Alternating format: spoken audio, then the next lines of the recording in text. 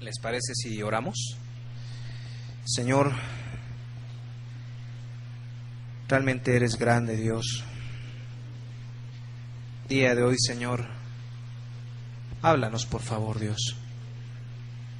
Rogamos, Señor, de tu presencia, Dios. Tú conoces cada persona, cada necesidad, cada corazón. Y háblanos, Señor, para el bien nuestro, Padre. Porque te necesitamos, Dios. Amén, Jesús. Amén. Quisiera que leyéramos los primeros versículos que leíamos al principio. Éxodo capítulo 15, en el versículo 11 al 14. Y esta enseñanza la hemos titulado El mayor obstáculo para buscar a Dios. El mayor obstáculo para buscar a Dios. Al final vamos a entender cuál es ese obstáculo para buscar a Dios y vamos a tomar como ejemplo, como lo hemos venido haciendo en las últimas semanas, acerca del pueblo de Israel, de su historia. Y quisiera que pusiéramos mucha atención, que no nos distrajéramos. Ojalá Dios quiera que no haya pensamientos mundanos de que, a ver, este hermano, ¿a qué horas termina? Porque tenemos que ir a ver el fútbol. Espero que no esté ese pensamiento entre nosotros. Y si es así, se lo digo con todo amor, todo respeto y toda sinceridad, pues mejor vaya a ver el fútbol. ¿Sí? Entonces, sinceramente se los digo, con mucho amor, con respeto también, porque aquí hemos venido a escuchar la palabra de Dios. Y la palabra de Dios es mucho más importante, yo creo que de mucho más impacto que el pan y circo que muchas veces están haciendo en estos días.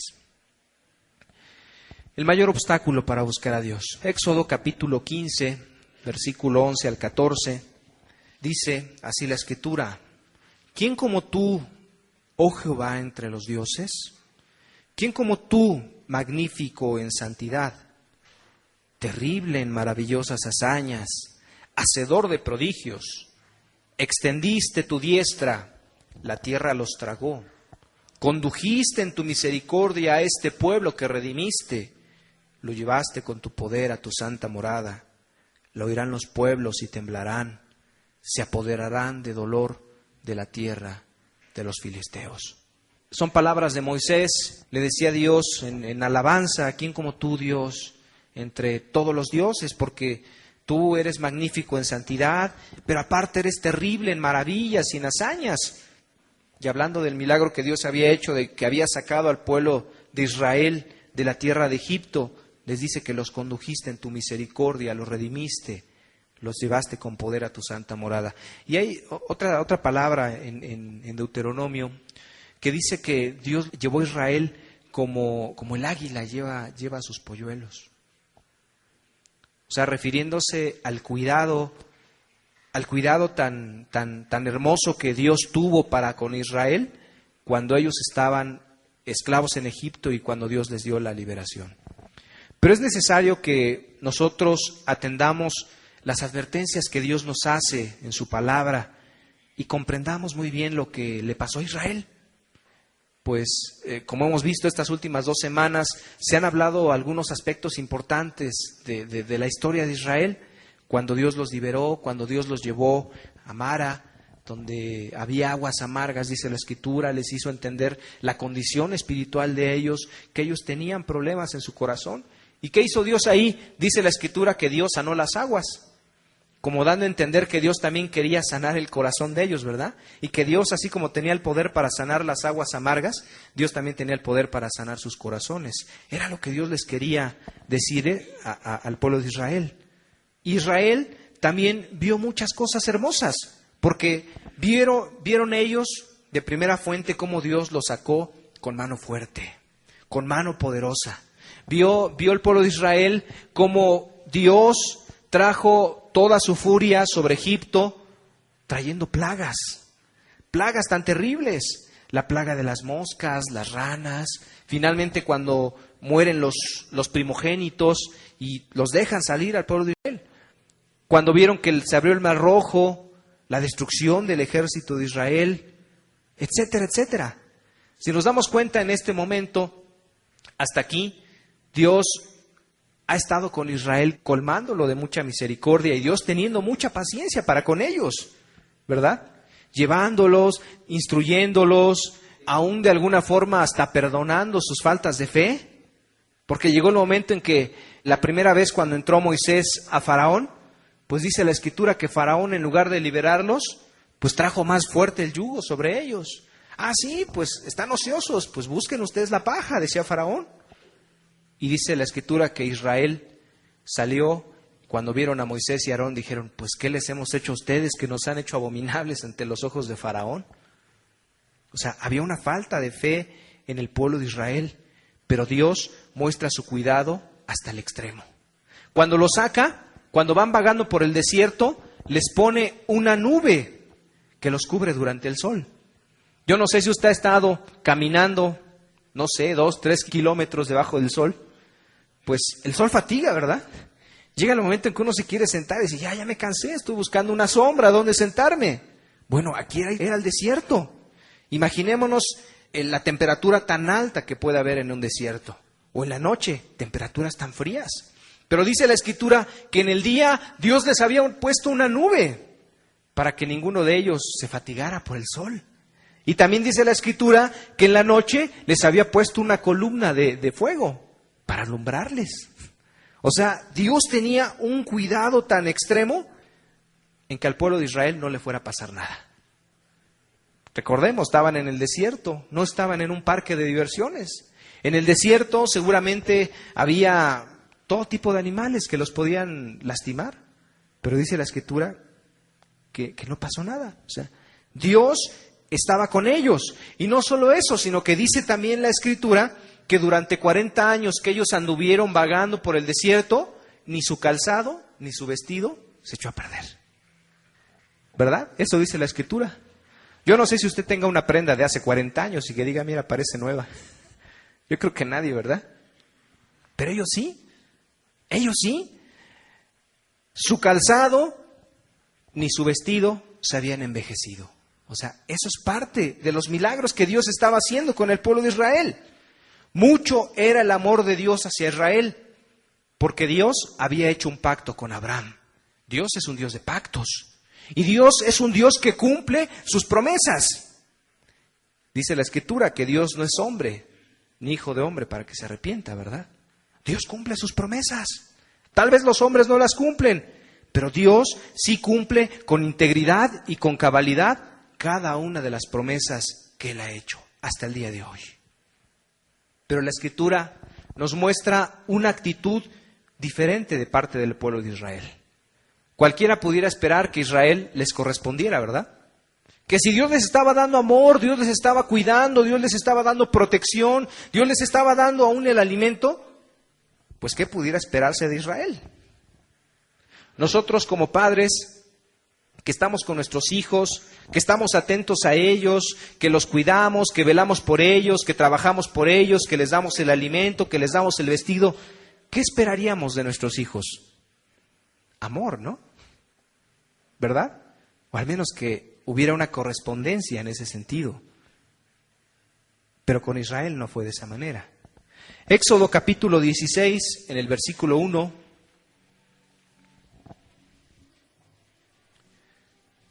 Dice la Escritura, Éxodo 16:1, nos dice cómo es que Israel, y cuál era la actitud de Israel en este momento.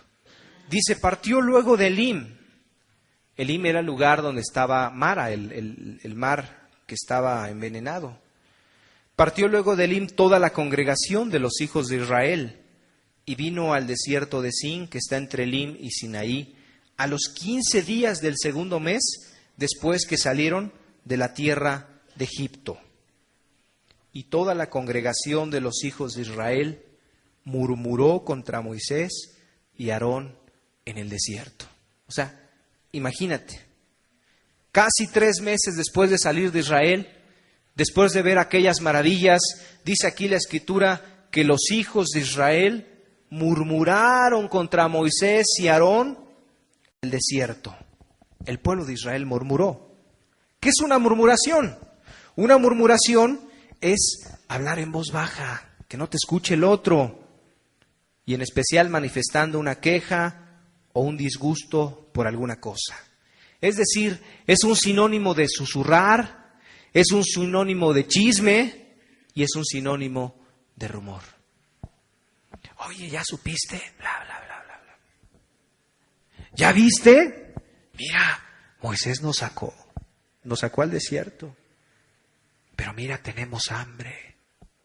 No se lo decían a Moisés. Y mucho menos se lo decían a Dios. Murmuraban entre ellos, dice la Escritura. Hablaron a espaldas de Moisés lo que había en su corazón.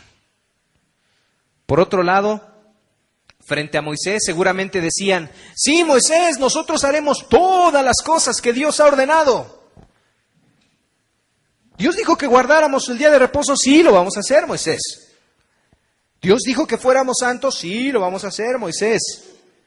Pero por otro lado, a espaldas de Moisés y en sus corazones, ya había una mala actitud ante lo que Dios estaba haciendo en medio de ellos. Había un corazón de doble intención. Por un lado querían agradar a Moisés, pero por otro lado, pues a lo mejor entre ellos murmuraban, hablaban, decían cosas que sucedían ahí.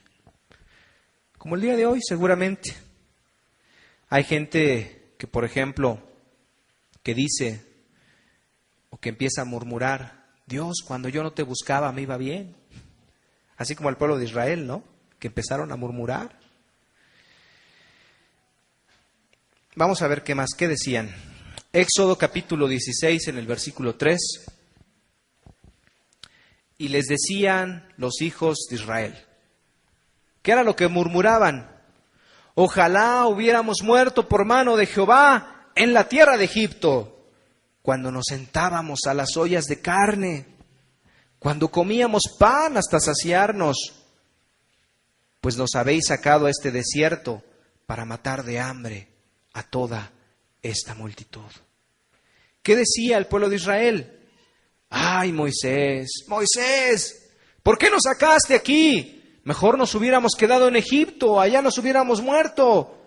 Porque mira, nos sentábamos a las ollas de la carne, disfrutábamos los manjares y comíamos hasta estar satisfechos. ¿Por qué has hecho esto, Moisés? De sacarnos de Egipto para traernos aquí al desierto a morir. Y es que cuando empiezan las dificultades, es cuando se empieza a ver un verdadero corazón y un genuino corazón. Cuando empiezan las dificultades. Hace rato te decía, hay personas que dicen: cuando yo no buscaba a Dios, me iba bien, hermano.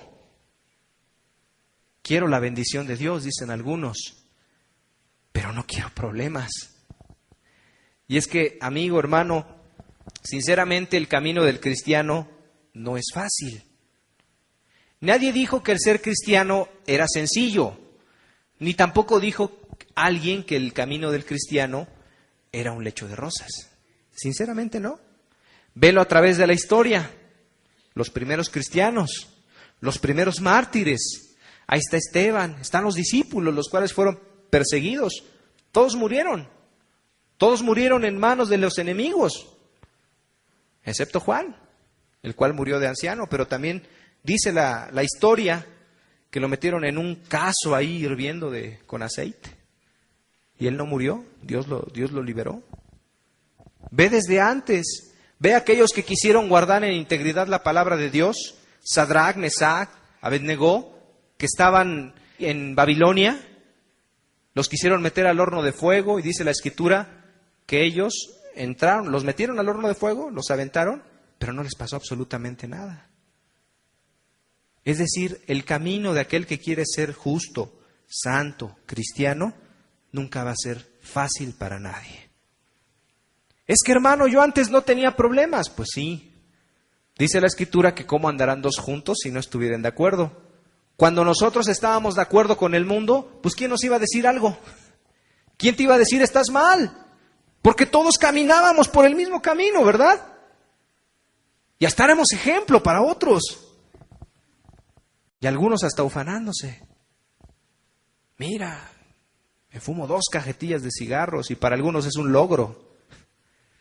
Una vez venía yo en transporte público, iba escuchando a muchachos, jovencitos, que iban platicando sus hazañas del día anterior. No, que nos perdimos, que tomamos y que después no sabíamos dónde andábamos y como si fuera una hazaña. Y toda la gente escuchando. ¿Quién les dice algo?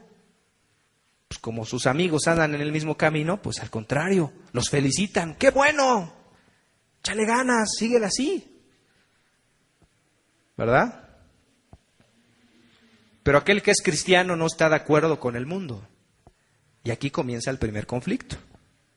Aquí comienza el primer problema.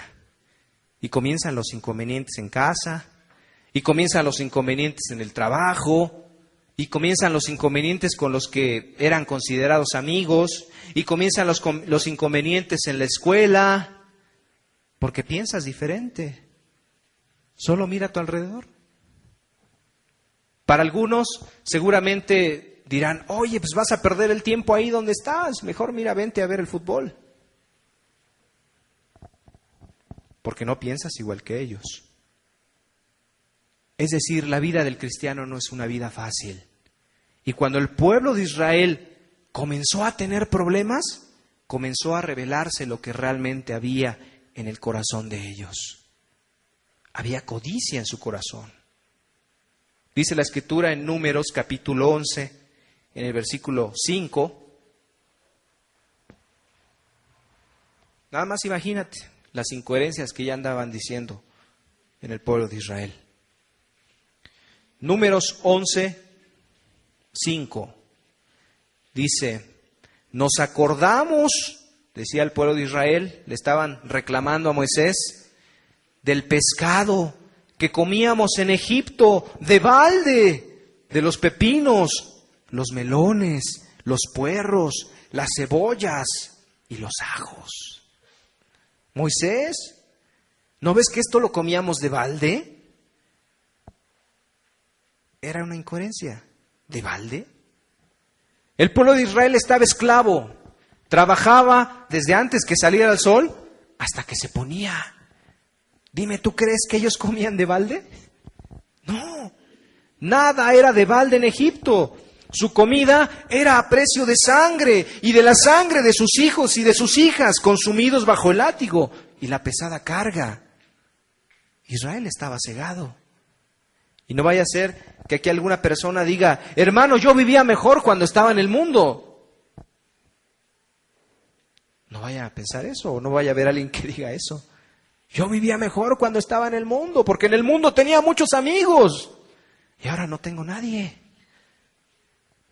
Pero acuérdate cómo vivías antes. Así como el pueblo de Israel estaba en el yugo. Y sí, comían carne y a lo mejor comían pescado y comían pepinos y puerros y todo lo que dice aquí la Escritura. Pero estaban bajo el yugo. Estaban esclavos. Y cuando una persona ha sido liberada del pecado, pues lógicamente, pues ¿qué se va a estar acordando de eso? O querer regresar a lo mismo, solo que ya esté cegado como el pueblo de Israel y que digas, cómo añoro esos días cuando estaba con mis amigos. O cómo añoro esos días cuando andaba pecando. De balde, nada. Nada. Pero Dios en su misericordia al pueblo de Israel le envió comida.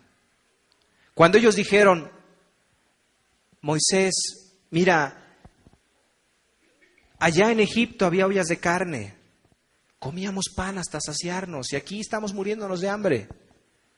Dice la Escritura que Dios se enojó contra ellos. Pero ¿sabes qué? A pesar de que Dios se enojó con ellos, no dejó de proveerles.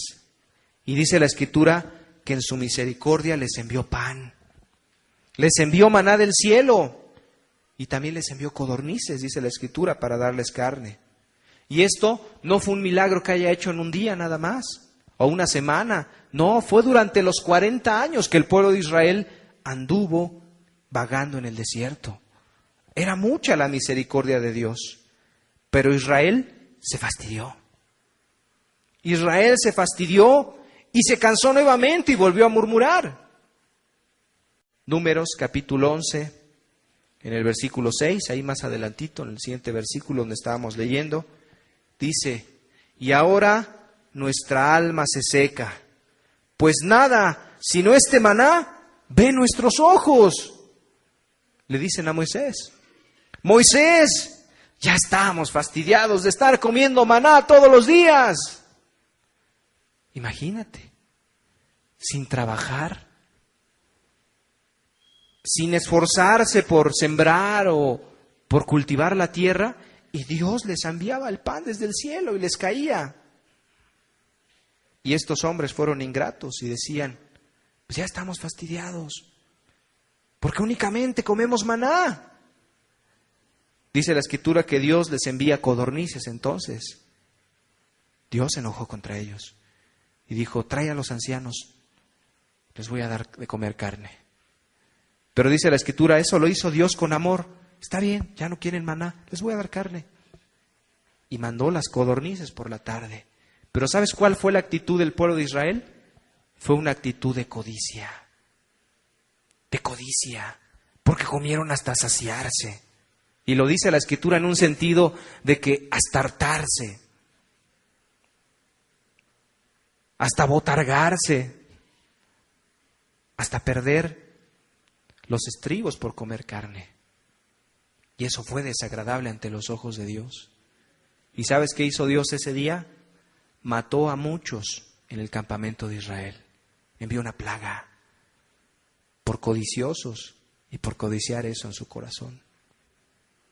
Yo creo que hay muchas cosas que podemos nosotros aprender de todos estos versículos, si estamos atentos, si no nos estamos durmiendo. Hay muchas cosas que podemos entender. La palabra de Dios es interesante, si la entendemos, si la tratamos de comprender, pero también nos edifica y nos bendice, si vamos más profundamente. Muchos años después, cuando Moisés estaba a punto de morir, les dice lo siguiente, mira, Deuteronomio capítulo 32, en el versículo 4. Deuteronomio 32, versículo 4. Estamos viendo cuál es la actitud y el corazón de Israel para con todas las bendiciones que Dios les estaba dando. Y ojalá y lo estén aplicando a su propia vida, porque sinceramente Dios también ha sido bueno y misericordioso con nosotros, ¿verdad? No nos envía pan así del cielo. Tenemos que trabajar para esforzarnos, pero nos da trabajo, nos da fuerza. Nos bendice con una familia, con nuestros hijos, con la palabra de Dios, con los que han sido salvos con la salvación. Y es importante que nosotros comprendamos esto, porque si Dios permitió que en la Escritura fuera escrito lo que el pueblo de Israel hizo mal, es para nosotros. Es para que nosotros podamos entender y beneficiarnos de ello. No es porque Dios haya querido poner palabras ociosas en la Biblia, ¿verdad? Dios las quiso poner con un propósito. Dice Deuteronomio 32:4, Él es la roca cuya obra es perfecta. Moisés sigue hablando. Porque todos sus caminos son rectitud.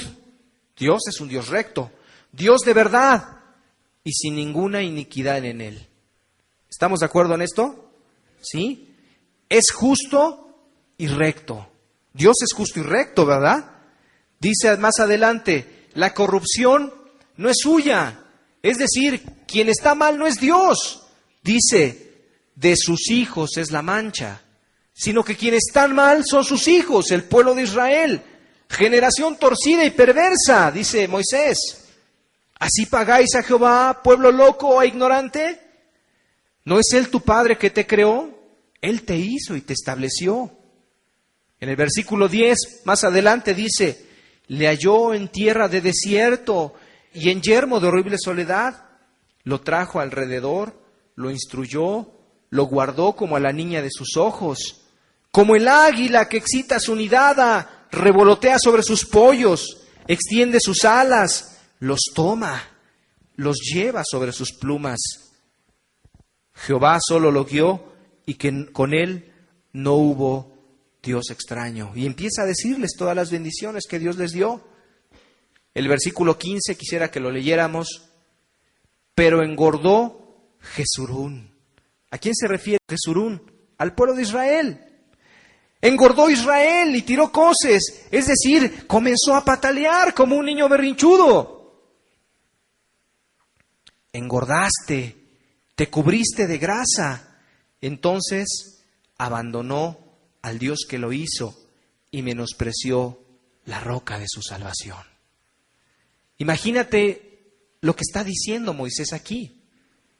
No está hablando de un pueblo extraño, no está hablando de los filisteos, no está hablando de los amorreos, está hablando del pueblo de Israel, aquel pueblo el cual para Dios era como la niña de sus ojos, dice la Escritura, aquel pueblo que era tan querido como el águila y sus polluelos. Era ese el pueblo del cual estaba hablando aquí la Escritura, pero dice la Escritura que Israel engordó. Como Israel lo tenía todo, tenía una nube que los cubriera, tenía una columna de fuego que los guiara durante la noche, tenía al Dios el cual los cuidaba constantemente. En alguna ocasión dice la Escritura que había serpientes ardientes, los cuales mordían y mataban a mucho pueblo. Y Dios le dijo a Moisés: Moisés, hazte una serpiente de bronce y ponla en un monte, en un lugar alto. Cuando alguien se ha picado por alguna serpiente, mirará aquella serpiente de bronce y sanará, no va a morir. O sea, Dios haciendo milagros en medio de ellos, ahuyentando a los pueblos que estaban alrededor para que no los atacaran. Todo ese amor que Dios tenía para con el pueblo de Israel. Pero ¿sabes cuál fue la respuesta de Israel? Engordó Jesurún y empezó a patalear. Empezó a decir: no, yo no quiero esto. Dios, apártate de mí. Entonces ellos abandonaron al Dios que los hizo y menospreciaron la roca de la salvación, dice la Escritura. Y esto es importante que nosotros lo podamos entender. Porque no sea que usted que esté viniendo aquí cada 8 días, usted ya tenga mucha palabra. Tanto que si le invitamos aquí a pasar a predicar, puede darnos una cátedra. Pero de eso no se trata. No sea que usted ya vaya a estar engordado como Jesurún y diga: no, yo ya no necesito de eso.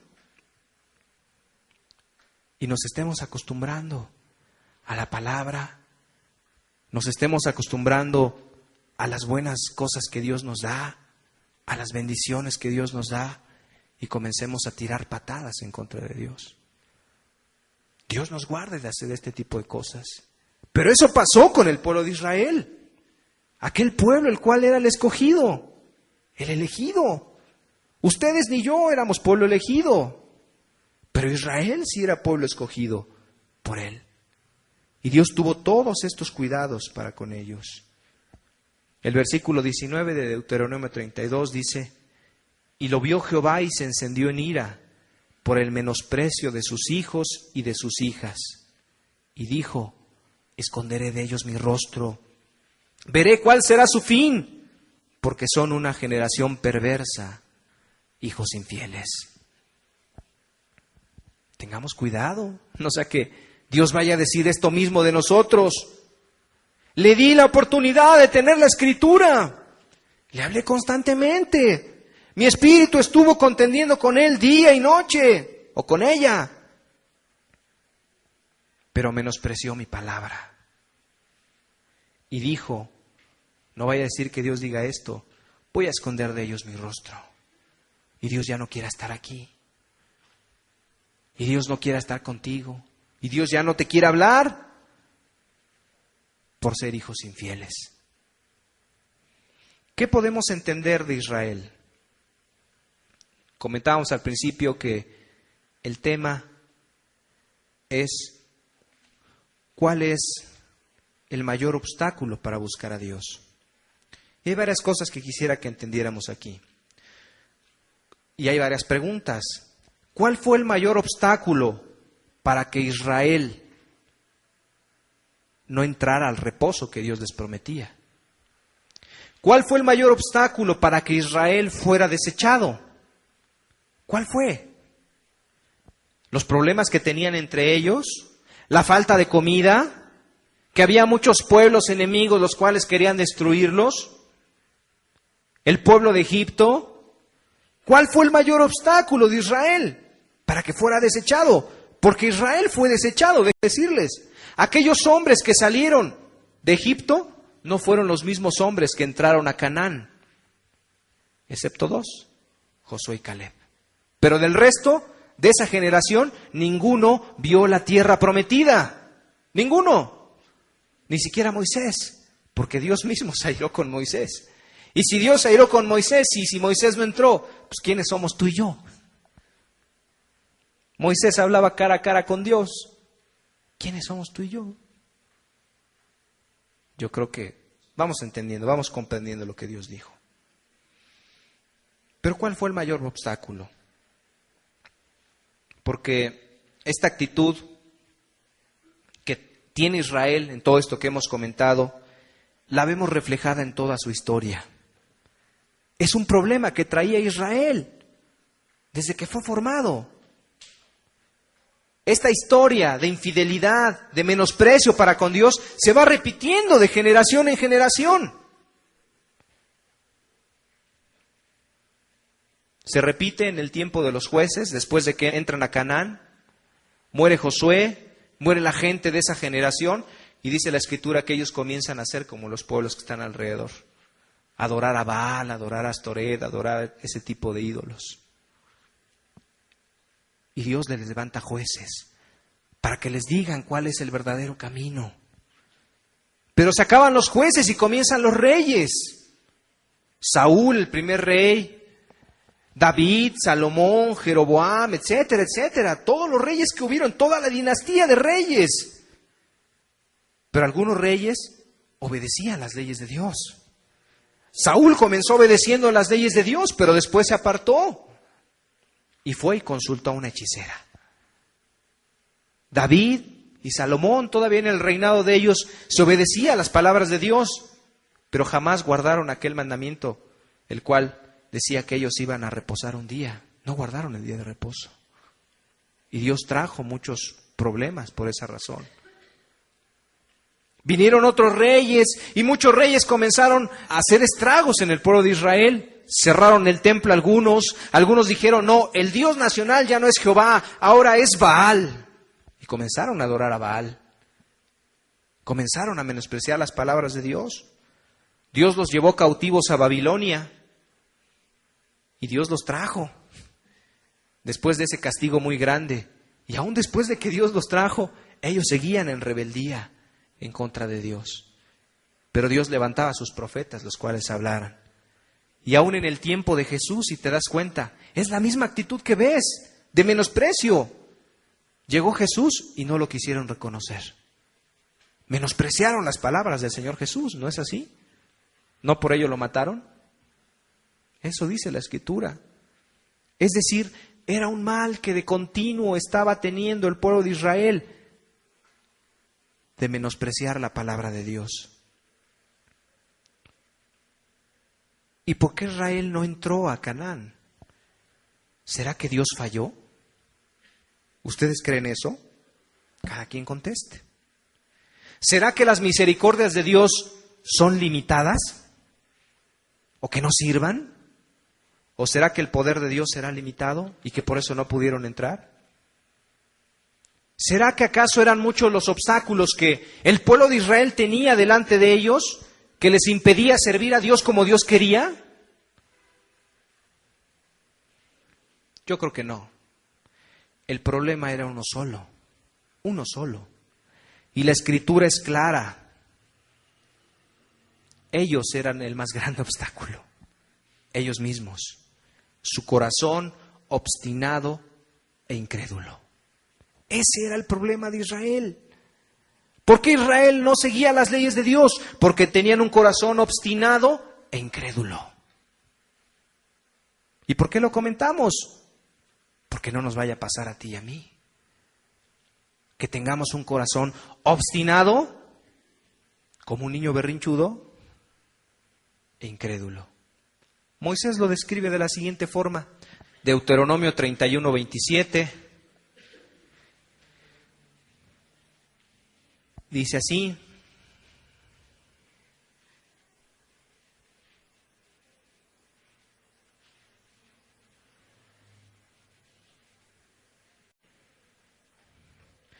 porque yo conozco tu rebelión y tu dura cerviz. He aquí que aún viviendo yo con vosotros hoy, le decía Moisés, sois rebeldes a Jehová.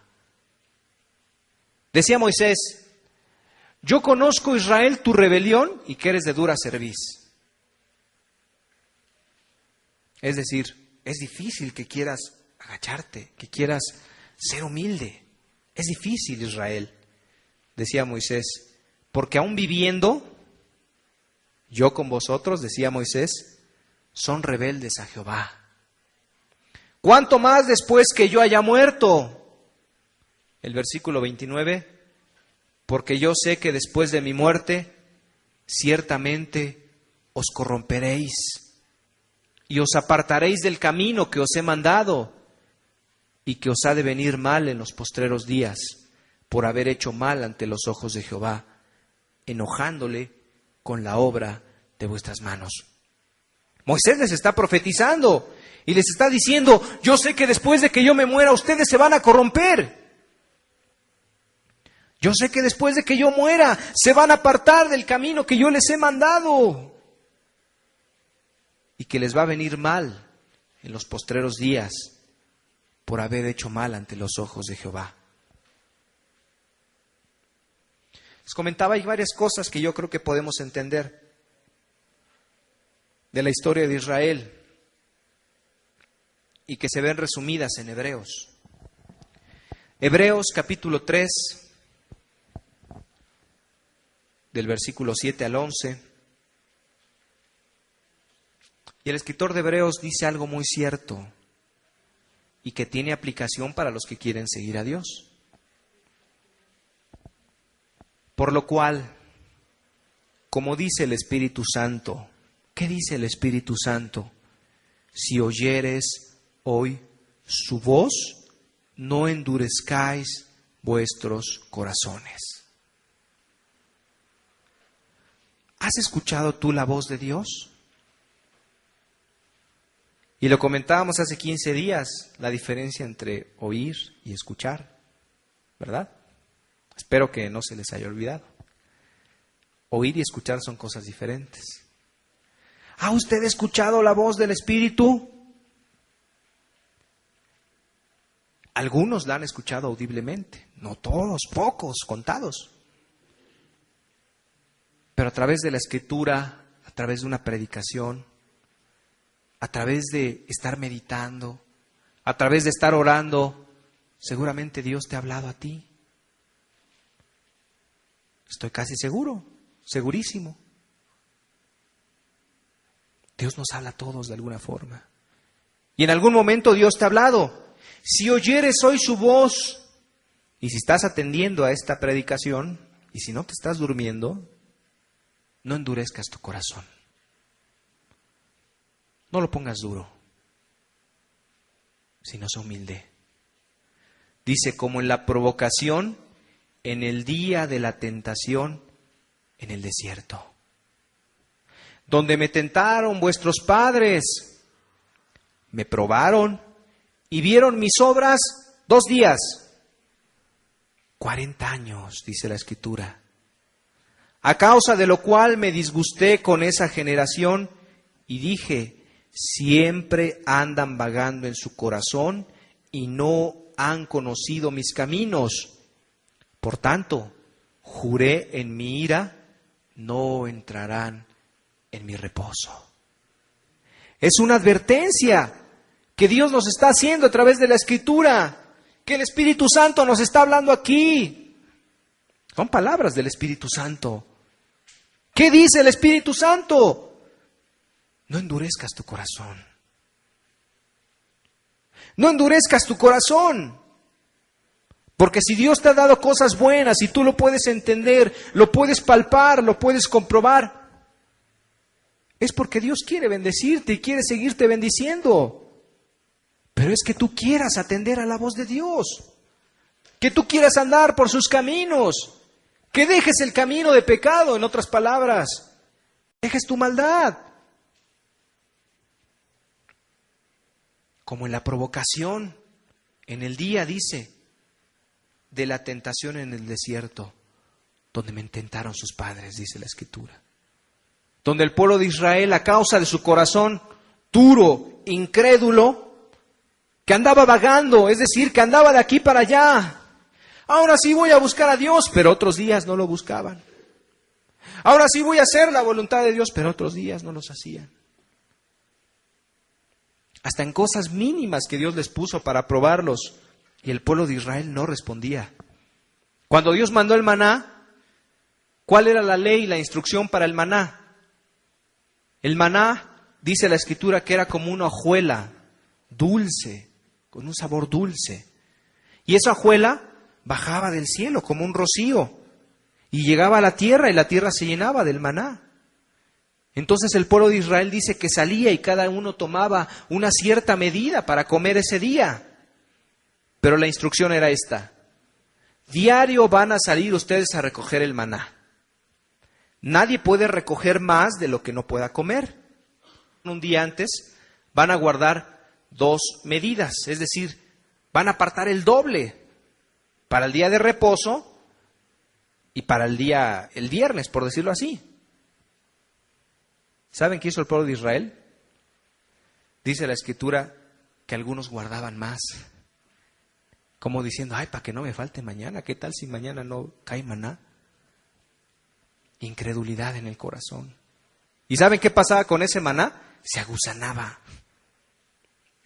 Y algunos salieron el día de reposo porque no habían guardado el día anterior. Ay, vamos a buscar ese maná. No había maná, porque Dios había dicho que ese día no les iba a dar maná. En cosas tan mínimas. Y uno pudiera pensar, oye, son exageraciones. Dios quería probarlos. Dios quería saber qué tan fieles eran aún en cosas muy pequeñas. Y tal vez algunos de los que están aquí dirán, ¿por qué Dios no me ha dado lo que yo no quiero? Seguramente porque no eres fiel en lo más pequeño. En cosas tan mínimas. Deja tu pecado. Deja tu pecado, que no es mínimo, digo, es importante. Pero a veces Dios te manda cosas mínimas y Dios te da poquito, para ver si eres fiel. Si no eres fiel, Dios no te da más. Dios no te da más. Entonces, entendamos esto que Dios nos dice el día de hoy. No endurezcamos nuestros corazones. ¿Cómo podemos nosotros aplicar esto a nuestra vida? En principio de cuentas, la pregunta sería, ¿qué es lo que te ha impedido a que tú busques a Dios de manera decidida? Y digo, de manera decidida, porque Israel parecía que buscaba a Dios, ¿verdad?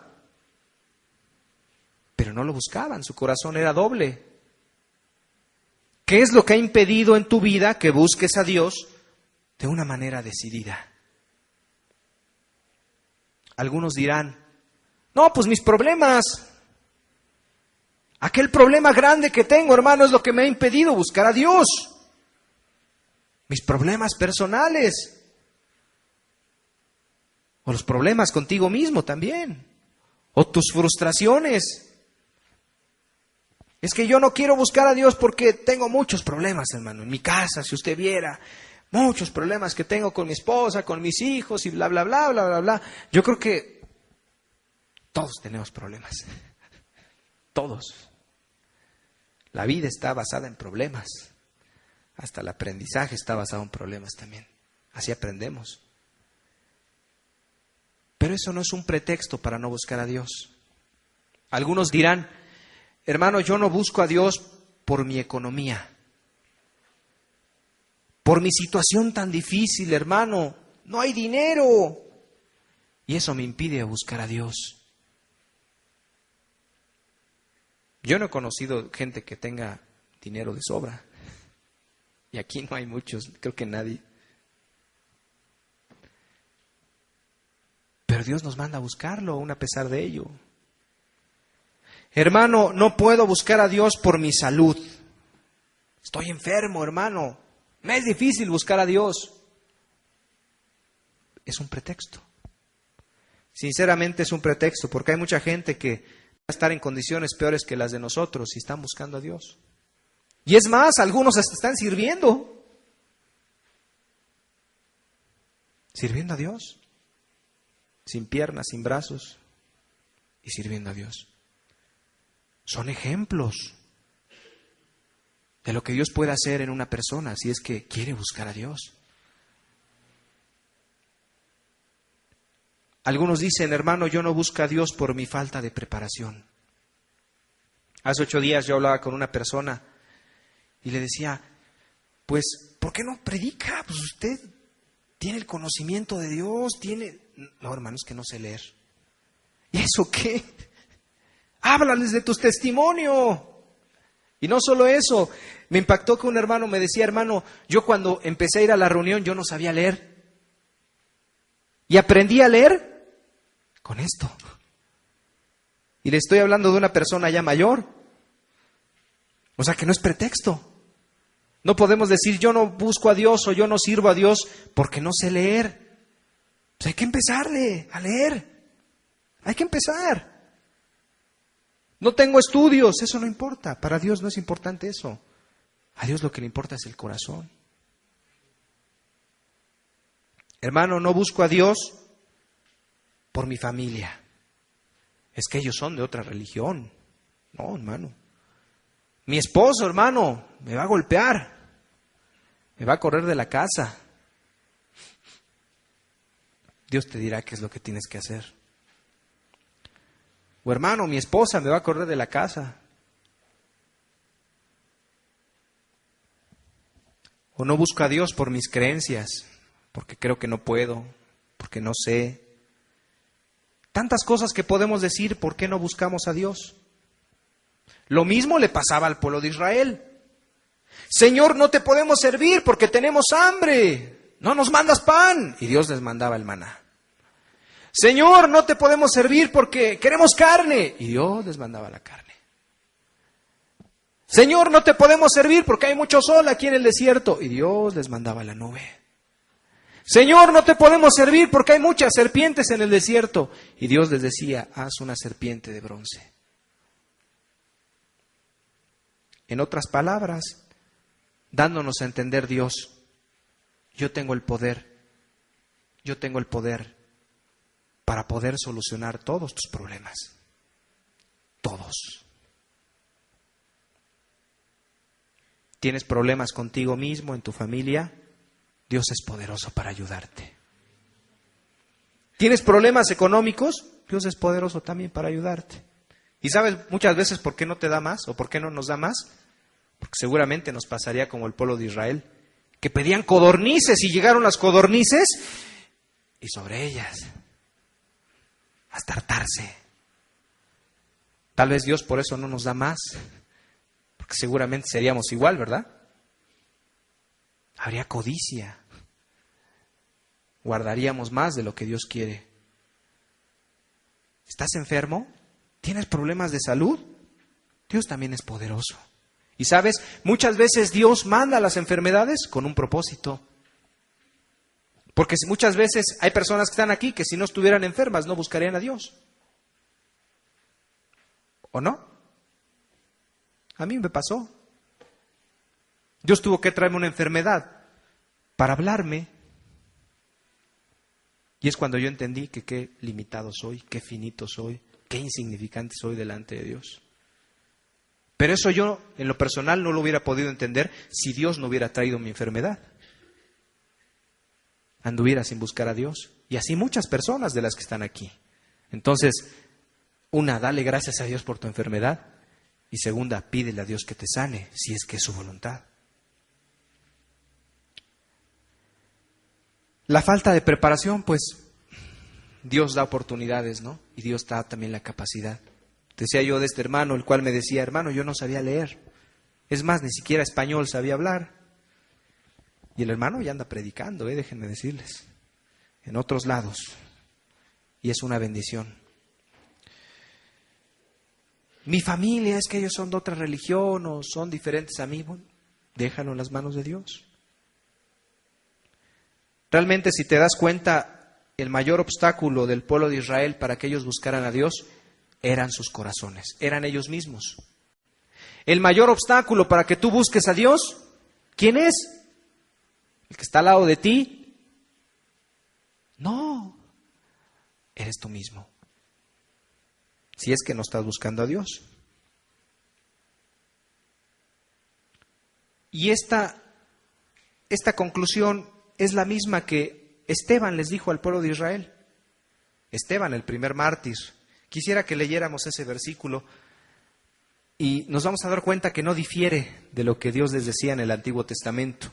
Hechos capítulo 7, en el versículo 51.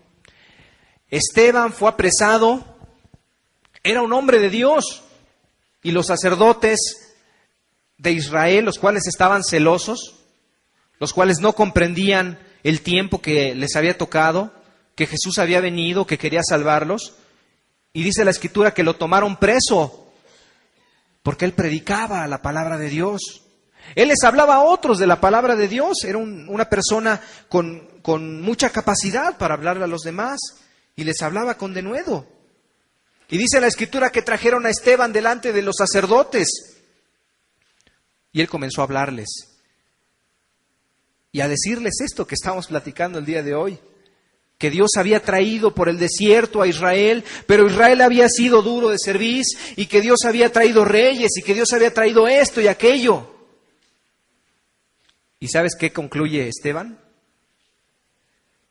Hechos 7:51, les dice a los sacerdotes: duros de cerviz e incircuncisos de corazón y de oídos, vosotros resistís siempre al Espíritu Santo, como vuestros padres, así también vosotros. El problema estaba en el corazón. El problema era que no eran humildes para reconocer, y su corazón era un corazón incircunciso.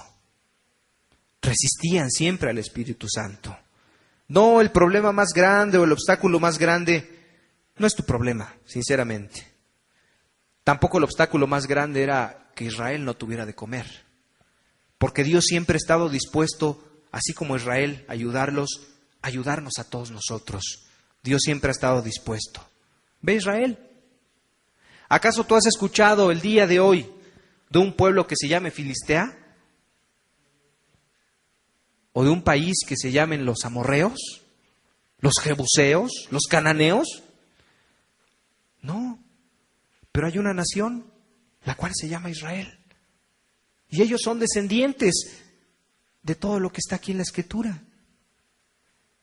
Dios es un Dios fiel, ¿verdad? Y Dios, así como los ayudó a ellos, aunque ellos fueron desechados, Dios también quiere ayudarnos el día de hoy a nosotros. Y si Dios les proveyó a ellos todo lo necesario para que buscaran a Dios, Dios también lo quiere hacer contigo y conmigo el día de hoy. Es decir, aquello que tú necesitas, Dios te lo puede resolver, sea lo que sea. Pero el principal inconveniente, y volvemos a lo mismo, es el corazón. Y la pregunta aquí es, ¿cómo está tu corazón? ¿Cómo es tu corazón delante de Dios?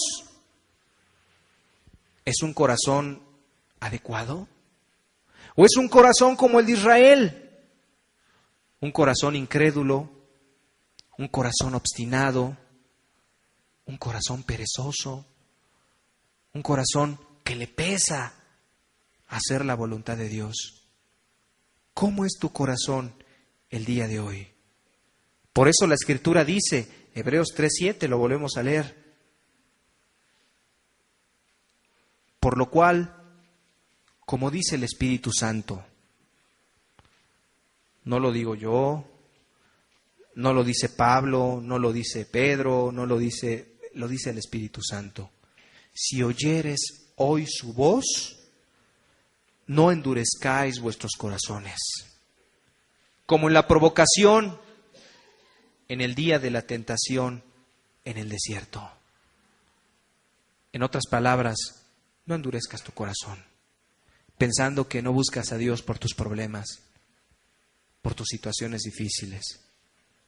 Si no buscas a Dios, busca en lo más adentro de tu corazón qué es lo que te está impidiendo. Y te vas a dar cuenta que el problema más grande eres tú. Y el obstáculo más grande, el mayor obstáculo para buscar a Dios, puede ser tú mismo. Vamos a cerrar nuestros ojos. Porque Dios tiene todo el poder. No sé si tú lo creas. Hace 8 días platicaba yo con un hombre, el cual me hacía muchas preguntas acerca de Dios. Y yo lo único que le contestaba le decía, oye, ¿tú crees que Dios fue tan poderoso como para abrir el mar rojo como lo vimos nosotros? Sí, Dios es así. Oye, ¿y tú crees que Dios es tan poderoso que pueda mandar pan del cielo para darle de comer a millares de personas durante más de 40 años? Sí, Dios es poderoso para hacer eso. Oye, ¿y tú crees que Dios es tan poderoso como para hacer que tu calzado, tus zapatos y tu vestido no se eche a perder durante 40 años? Sí, Dios es poderoso. Decía, ¿tú crees que Dios es poderoso para cambiar tu corazón?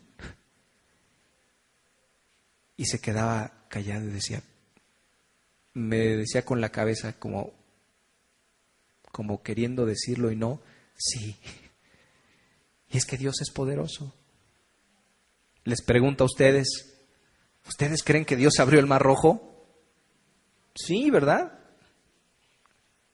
¿Ustedes creen que Dios mantuvo a Israel durante 40 años en el desierto con maná y codornices? Yo sí lo creo. ¿Usted cree que Dios puede cambiar su corazón? Escucharon menos amenes, pero yo sí lo creo. Dios es poderoso. Y Dios nos deja ver y saber de todas esas maravillas porque Dios quiere hacer la mayor maravilla, que es el perdonarle sus pecados, que es cambiar su forma de pensar, que es darle la oportunidad del arrepentimiento a usted. Ese es la mayor de todas las maravillas que puede haber. Dios es un Dios fiel.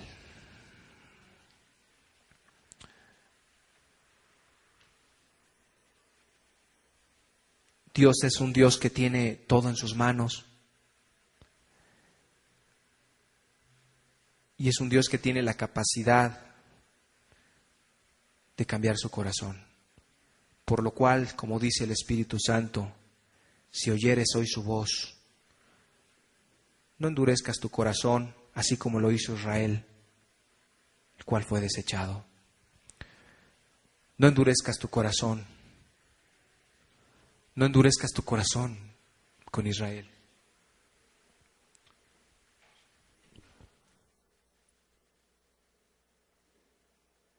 Ahí donde está usted en su lugar, medite en esto. Y no lo menosprecie.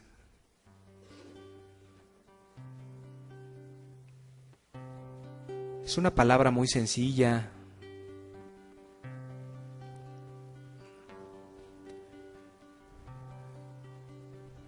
Es más, usted la puede tomar hasta como de menospreciable, pero que encierra tantas verdades.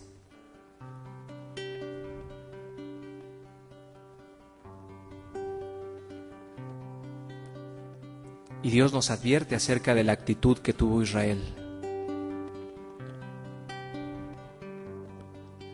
Pero Dios tiene misericordia y tiene amor para con nosotros.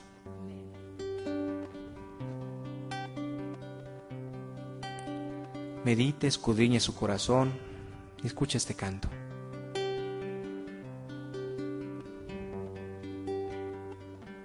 Al que me da su fuerza, al que sacia mi alma, al que nunca falla, canto yo.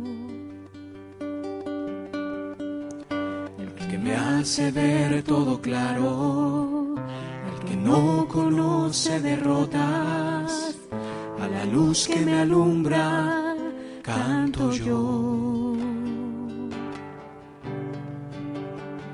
El que es el poderoso, el Dios santo y glorioso, suyos son los reinos y toda potestad. Padre y eterno Rey, que la luz de mi vida es, cambiando el curso de mis días de aquel falso camino. Mi mejor amigo es, solo no estado es fiel, Él conoce que mi alma le necesita. No me ha faltado su luz, no me ha faltado su amor, su paz, por donde quiera que voy. No me ha faltado su paciencia, porque así como el pueblo de Israel, Dios tuvo paciencia para con ellos. Les dio fuerza, sació sus cuerpos, los alumbraba con la luz. El Dios Todopoderoso así quiere hacerlo con usted y lo ha hecho hasta el día de hoy. ¿Cómo le va a corresponder usted a Dios? ¿Con un corazón como el de Israel, duro, incrédulo, obstinado? ¿O con un corazón dispuesto a hacer su voluntad? Él conoce que usted le necesita. Si usted dice es que no puedo, pídale a Dios que le ayude. Porque si Dios ha mostrado su paciencia y su misericordia y le ha guiado hasta ahorita y le tiene aquí, es porque Dios le quiere seguir ayudando. Pero es que usted cumpla la condición que Él quiere.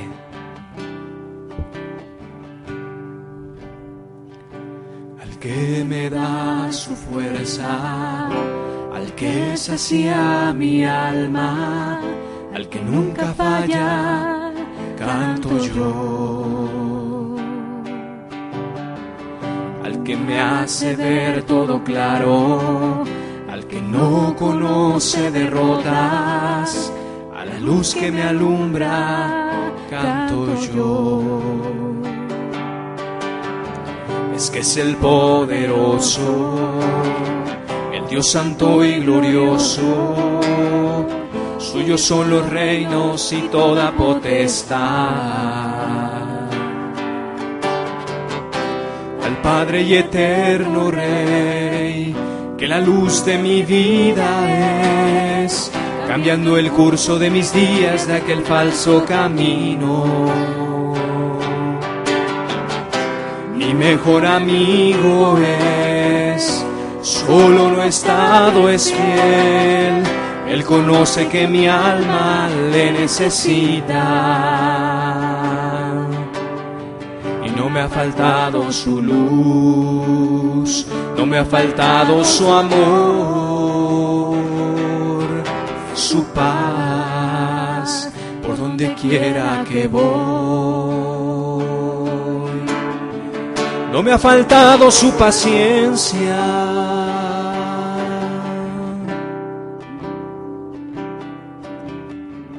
Él conoce que usted le necesita. Él conoce que usted necesita de esa luz. Dios quiere estar con usted. Por eso dice la Escritura que el Espíritu Santo dice: no endurezcáis vuestra cerviz.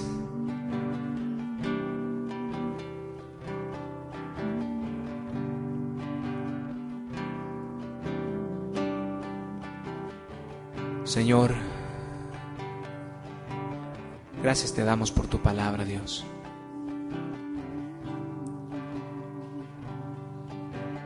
Te ruego, Señor, que en aquellos que esta palabra, Señor, ha venido a ser clara a sus corazones, Señor, que tú sigas hablándoles, Señor. Aquellos que no, Señor, también háblales. Porque dice la Escritura: si oyeres hoy su voz, Espíritu Santo, haz oír tu voz en cada corazón, Señor.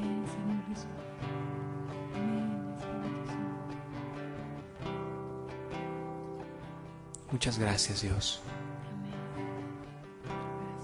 por tu palabra, Señor, y por tu amor. Tu nombre, Jesús. Amén.